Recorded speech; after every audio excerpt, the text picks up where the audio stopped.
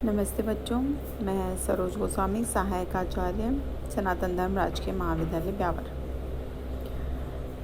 जैसा कि पूर्व के वीडियो में मैंने गंगा के मैदान की जो भौगोलिक विशेषताएं हैं उसके बारे में आपको बताया।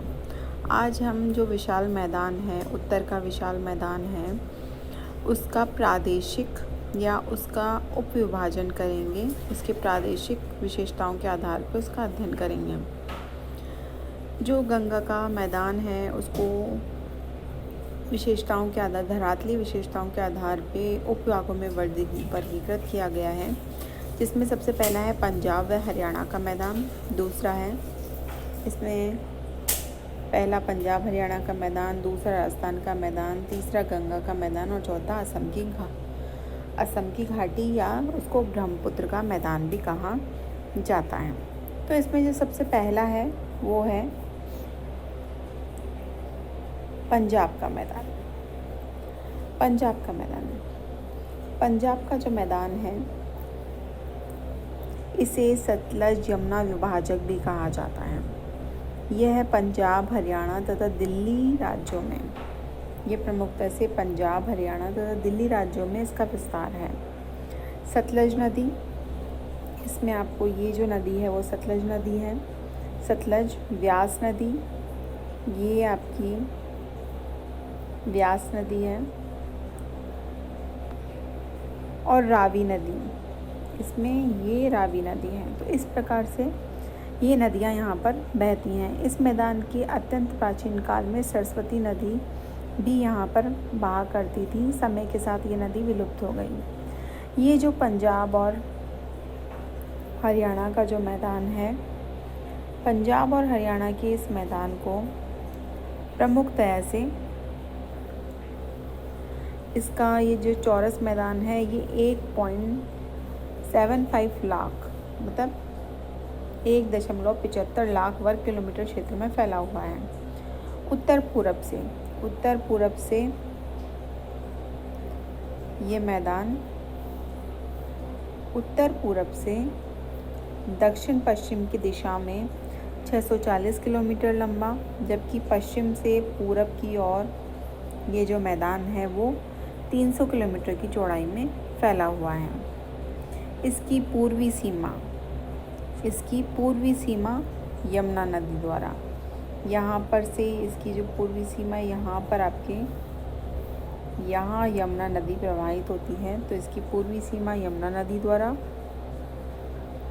तथा दक्षिणी पूर्वी सीमा अरावली द्वारा, यहाँ पे आपके अरावली पर्वत है तो अरावली द्वारा निर्धारित होती है। समुद्र तल से इस मैदान की औसत ऊंचाई 250 मीटर है। उत्तरी भाग में यह ऊंचाई 30 मीटर है। उत्तरी भाग में ये जो आपको दिखाई दे रहा है ये पहाड़ियाँ हैं, तो इस कारण उत्तरी भाग में इस मैदान की ऊंचाई ज़्यादा है। नदियों के किनारे बाढ़ग्रस्त क्षेत्र पाए जाते हैं, जिनकी अधिकतम चौड़ाई 10 से 12 किलोमीटर है, जिसे बेट कहा जाता है। यहाँ पर नदियों के किनारे बाढ़ग्रस्त क्षेत्र है जिसको बेट के नाम से जाना जाता है। पंजाब, जैसा कि आपको पता है कि 5 नदियों की भूमि को पंजाब कहा गया है। 2 नदियों के बीच के क्षेत्र को आप कहा जाता है। तो यहाँ पर जो नदियाँ प्रवाहित होती हैं उनके बीच के जो क्षेत्र हैं उनको कुछ नाम दिए गए हैं, जैसे कि रावी और व्यास। इसमें आपके प्रमुखता से इसके अंदर जो रावी और व्यास नदी है उसके बीच का जो आपके भाग है उसको बारी दोआब के नाम से जाना जाता है।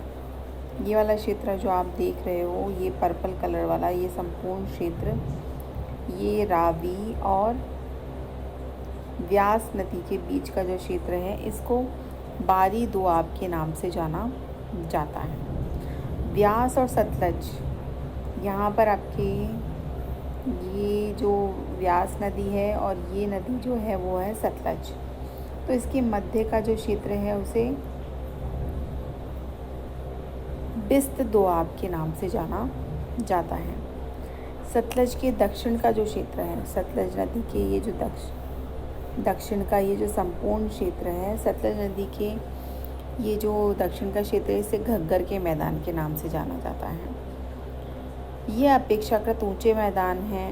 इसके और अधिक दक्षिण में हरियाणा का मैदान, ये आपके यहाँ पर हरियाणा का मैदान है, जो उपयुक्त मैदानों की अपेक्षा जल अफवाह में शुष्क रहता है। रावी, व्यास और सतलज तीनों नदियों लगभग इस मैदान के 1/4 भाग को प्रभावित करती हैं। यहाँ पर आपके यमुना नदी, ये जो नदी यहाँ पे प्रवाहित हो रही है, ये है यमुना नदी। ये जो यमुना नदी है, ये यमुना नदी दाएं किनारे पर फैले भूभाग को प्रभावित करती है।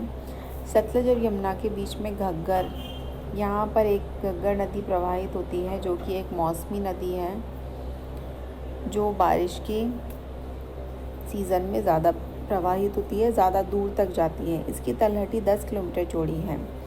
सूरतगढ़ के पूर्व में 15 किलोमीटर तक इसकी तलहटी मिलती है।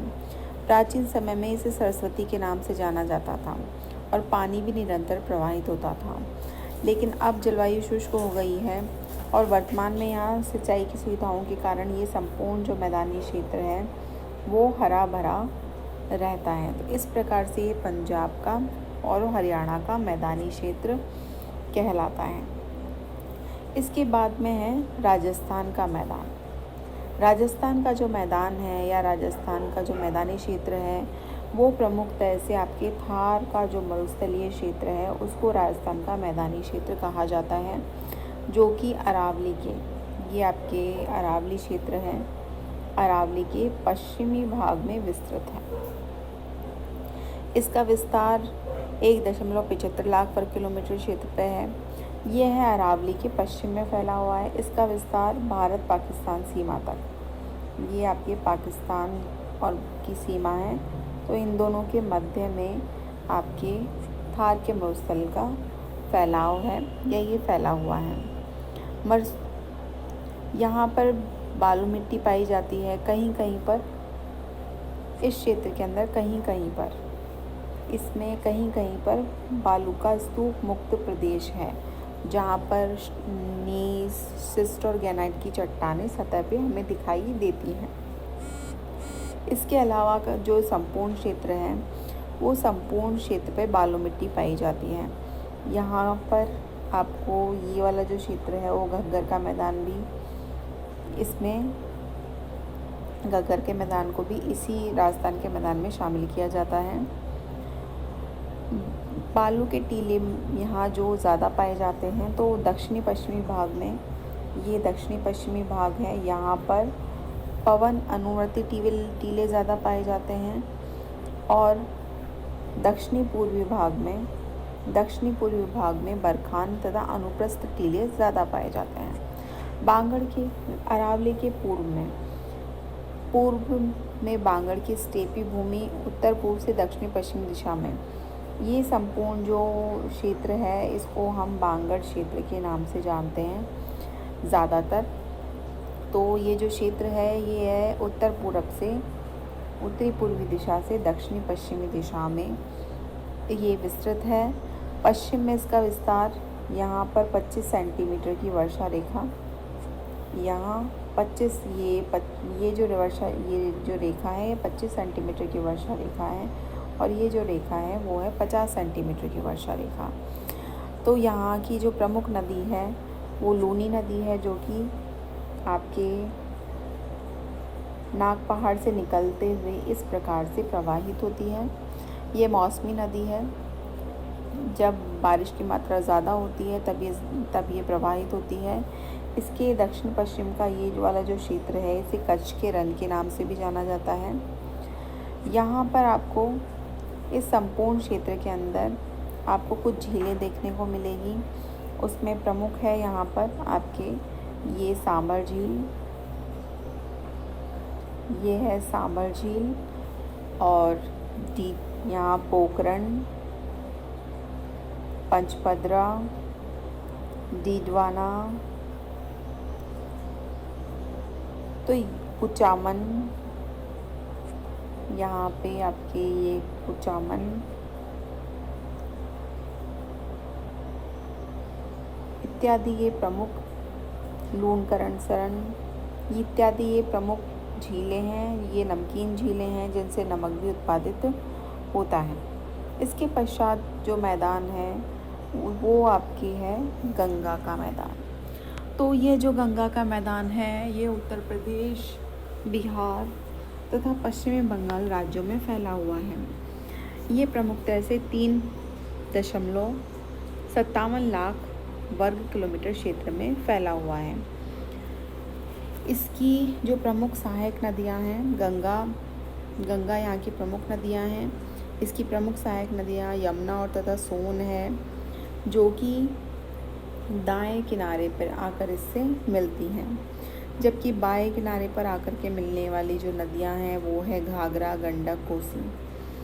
इस मैदान में नदियों का जाल बिछा हुआ है। बारिश के मौसम में यहाँ पर बाढ़ आती है, तो जो बाढ़ आती है वो हज़ारों टन मिट्टी लाकर यहाँ बिछा देती है।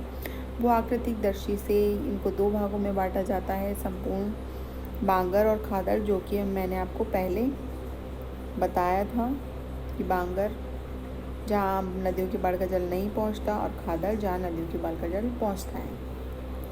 तो यहाँ पर ये जो गंगा का क्षेत्र है ये आपके पूरा गंगा का मैदानी क्षेत्र है। तो गंगा के मैदानी क्षेत्र को 3 भागों में बांटा गया है। पहला ऊपरी गंगा मैदान, दूसरा मध्यवर्ती गंगा मैदान और तीसरा निचला गंगा मैदान या निम्नवर्ती गंगा मैदान। तो इसमें सबसे पहला जो है वो है ऊपरी गंगा मैदान, जिसे कि हम ऊपरी गंगा मैदान में अगर आप देखो तो इसकी उत्तरी सीमा, यहाँ पर आपकी इसकी उत्तरी सीमा शैवालिक पहाड़ियों द्वारा, दक्षिणी सीमा प्रायद्वीपीय पठार के द्वारा निर्धारित होती है तथा इसकी पश्चिमी सीमा, ये आपकी पश्चिमी सीमा यमुना द्वारा निर्धारित होती है। पूरब में 100 मीटर की समोच्च रेखा द्वारा इसको निर्धारित किया जाता है। इस मैदान की समुद्र तल से ऊंचाई 100 से 300 मीटर है। उत्तरी भाग में ढाल तेज़ है तथा दक्षिणी भाग में इसका ढाल धीमा पाया जाता है या फिर कम पाया जाता है। इस मैदान की जो प्रमुख नदियां हैं, इसमें हम प्रमुखतः से जो शामिल करते हैं इस मैदान की नदियों में, वो है आपके यमुना नदी। ये आपकी यमुना नदी है जो कि आगे जाके इलाहाबाद के निकट आपके गंगा नदी में समाहित हो जाती है। उसके बाद में आपके गंगा नदी है, जो कि गंगा नदी आपके आगे बांग्लादेश में चली जाती हैं।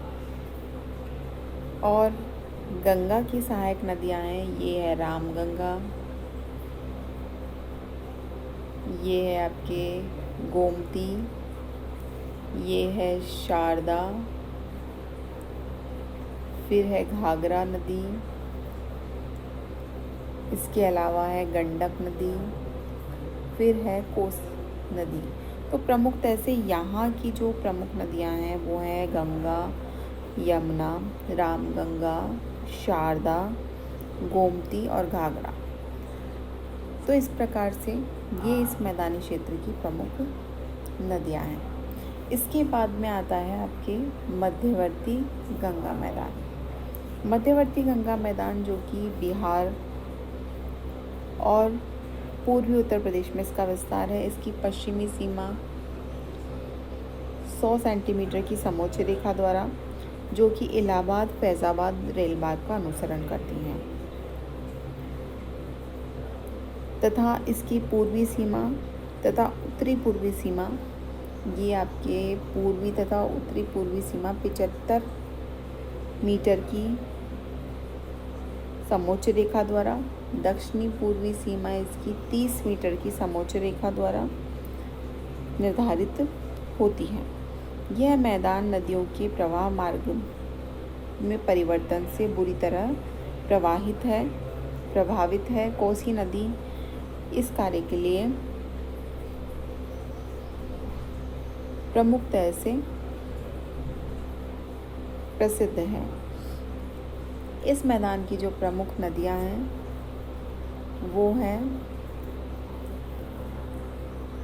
इस मैदान की जो प्रमुख नदियां हैं उनमें शामिल किया जाता है गंडक नदी को तथा कोसी नदी को। कोसी नदी की भी कई आपके शाखाएं हैं। तो और घाघरा, गंडक और कोसी इस मैदान की प्रमुख नदियां हैं। मध्यवर्ती गंगा मैदान की, यहाँ की भूमि ज़्यादातर खादर है तथा यहाँ कंकड़ों का अभाव है। मैदान अत्यधिक उपजाऊ है। बाढ़ की अधिकता के कारण इस मैदान की नदियाँ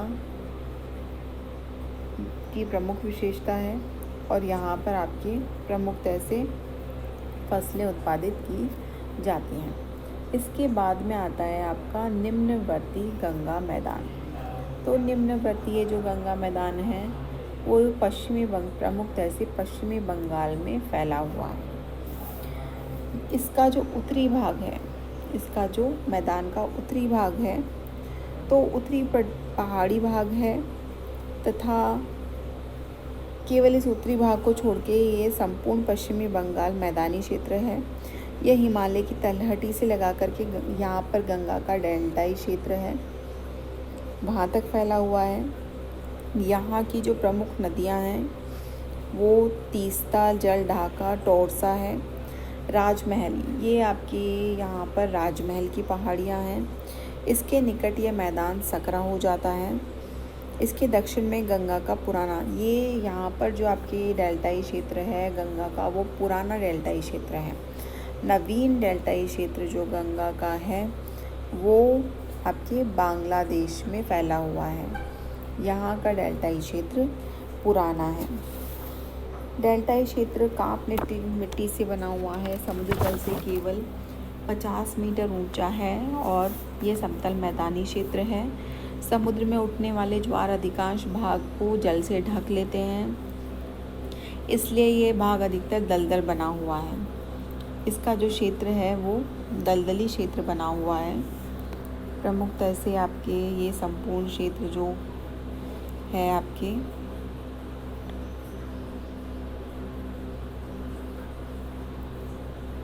इस प्रकार से ये जो क्षेत्र है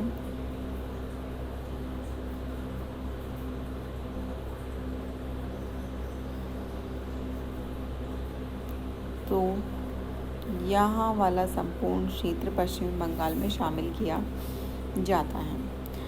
इस डेल्टा के ऊपरी भाग में कहीं कहीं टीले हैं जो कि पानी में नहीं डूबे हुए होते हैं, उनको चर कहते हैं। और जो भाग तथा निम्न भूमि क्षेत्र हैं जो पानी में डूबे हुए होते हैं उनको बिल कहते हैं। चर या उभरे हुए वाले भागों पे गांव बसे हुए हैं तथा नीचे जो निम्न भूमि क्षेत्र है बिल है, वहाँ पर इस क्षेत्र में ज़्यादातर जूट का उत्पादन किया जाता है। तो जूट की फसल को उन बिल वाले क्षेत्रों में बोया जाता है। इसके बाद में आपके आता है ब्रह्मपुत्र का मैदान, जिसे कि असम की घाटी भी कहते हैं। ब्रह्मपुत्र नदी जो कि मानसरोवर के निकट से निकलती है, ये नदी इस प्रकार से बहती हुई आपके इस प्रकार से इसकी ये है मेघालय और हिमालय पर्वत के बीच में। यहाँ पर मेघालय है और ये है हिमालय पर्वत। तो उसके बीच में एक सकरे मैदान के रूप में ये फैली हुई है। इस मैदान की चौड़ाई, अगर आप इस मैदान की चौड़ाई को देखें तो इस मैदान की चौड़ाई 80 किलोमीटर है। ये वाला जो क्षेत्र है, इस मैदान की जो चौड़ाई है वो केवल 80 किलोमीटर चौड़ी है। ब्रह्मपुत्र नदी की इस घाटी में भारी मात्रा में मिट्टी ला करके जमा करती है। मिट्टी के जमाव के कारण कहीं कहीं द्वीप भी निर्मित हो जाते हैं। ब्रह्मपुत्र नदी साहिया के निकट इसमें आपके ये ब्रह्मपुत्र नदी आपके यहाँ पर साहिया के निकट, इस क्षेत्र में साहिया के निकट ये ब्रह्मपुत्र नदी मैदानी क्षेत्र में प्रवेश करती है और वहाँ से धुबरी तक, यहाँ पर धुबरी तक ये इसकी जो लंबाई है वो है 720 किलोमीटर की लंबाई। इसका ये वाला क्षेत्र आपके ऊंचा उठा हुआ है या उच्च क्षेत्र है तथा इसकी ऊंचाई 130 मीटर तथा ये वाला क्षेत्र है वो पश्चिमी भाग इसका नीचे है, उसे इसकी ऊंचाई 30 मीटर तक ही है। यह नदी दक्षिणी पश्चिमी ढाल की दिशा की ओर बहती है। उत्तरी सीमा पर, यहाँ पर इसकी जो उत्तरी सीमा है यहाँ पर ज़्यादातर तराई व अर्ध तराई वाले क्षेत्र पाए जाते हैं। ये दलदली मिट्टी और सघन वन वाले क्षेत्र हैं। इस प्रकार से ये आपके ब्रह्मपुत्र नदी का मैदानी क्षेत्र है। ब्रह्मपुत्र की जो सहायक नदियाँ हैं वो आपके कालपी नदी, लोहित, दिहांग, दिबांग इत्यादि इसकी एक प्रमुख नदी है। तो इस प्रकार से ये आपके पूरा उत्तर का विशाल मैदान है जिसको कि 4 भागों में बांटा गया था। पहला पंजाब और हरियाणा का मैदान, पहला पंजाब हरियाणा का मैदान, दूसरा राजस्थानी मैदान, तीसरा गंगा का मैदान, गंगा का संपूर्ण मैदानी क्षेत्र और चौथा असम का मैदान या ब्रह्मपुत्र का मैदान। तो आज हमने इस मैदान क्षेत्र का प्रादेशिक अध्ययन किया है।